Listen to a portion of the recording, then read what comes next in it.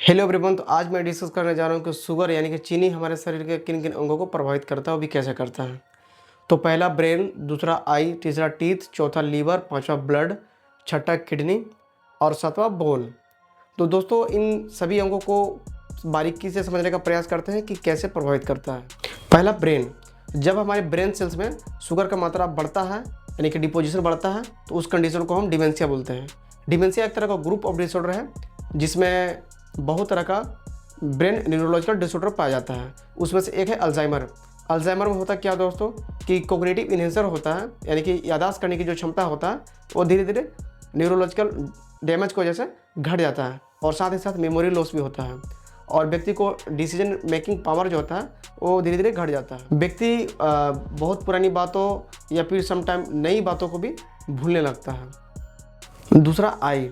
जब हमारे आँख में शुगर की मात्रा बढ़ता है, डिपोजिशन बढ़ता है तो उस कंडीशन को ग्लूकोमा बोलते हैं। ग्लूकोमा एक तरह का मोतियाबिंद है जिसे हम काला मोतियाबिंद के भी नाम से जानते हैं। इसे इलाज कराने की ज़रूरत पड़ती है क्योंकि अगर इसे इलाज नहीं कराया जाए तो व्यक्ति का दृष्टि जो है वो धुंधला हो जाता है और धीरे धीरे व्यक्ति अंधा भी हो सकता है। तीसरा टीथ। जब हमारे टीथ में शुगर का मात्रा बढ़ता है, इकट्ठा होता है तो उससे क्या होता है, व्यक्ति को टीथ कैविटी हो जाता है जिससे टीथ खराब हो जाते हैं और इनामेल भी संक्षरण होने लगता है, डैमेज होने लगता है। चौथा लीवर। जब हमारे लीवर सेल्स में शुगर की मात्रा बढ़ता है, शुगर डिपोजिशन बढ़ता है तो उस कंडीशन को फैटी लीवर बोलते हैं।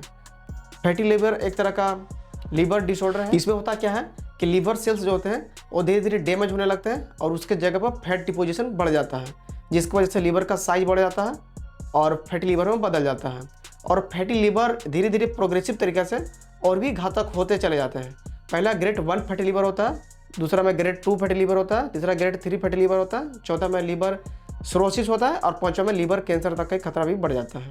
इसलिए ऐसा कंडीशन में व्यक्ति को कभी कभी लीवर ट्रांसप्लांट कराने की भी जरूरत पड़ सकता है। पांचवा ब्लड। जब हमारे ब्लड में शुगर की मात्रा बढ़ता है तो उस कंडीशन को ब्लड शुगर बोलते हैं जो कि टाइप 1 और टाइप 2 डायबिटीज का खतरा भी बढ़ा देता है। और ब्लड शुगर बढ़ने की वजह से और भी कई तरह का दिक्कत होती है। उसमें से एक है डायबिटिक रेटिनोपैथी।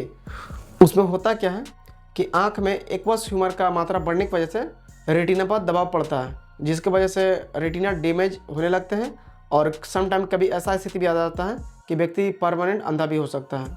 इसलिए ब्लड शुगर का बढ़ना बहुत ही खतरनाक है। ब्लड शुगर मात्रा के बढ़ने से एक और समस्या होता है जिसे हम डायबिटिक न्यूरोपैथिक बोलते हैं और समटाइम डॉक्टर इसे पेरिफेरल न्यूरोपैथी भी बोलते हैं। इसमें होता क्या है कि व्यक्ति को पूरा शरीर में, पूरा बदन में दर्द रहता है। यह दर्द महीनों, सालों, वर्षों तक रहता है।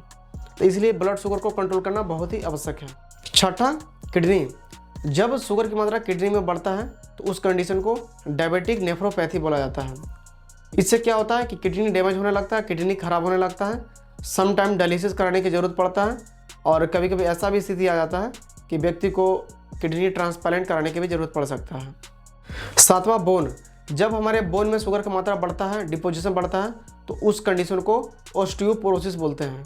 इसमें होता क्या है कि मैक्सिमम शुगर का डिपोजिशन बोन में होने की वजह से कैल्शियम का एब्जॉर्प्शन घट जाता है जिसकी वजह से बोन ब्रिटल और भंगुर हो जाते हैं और हल्की सी चोट या फिर फ्रैक्चर की वजह से बोन टूट जाता है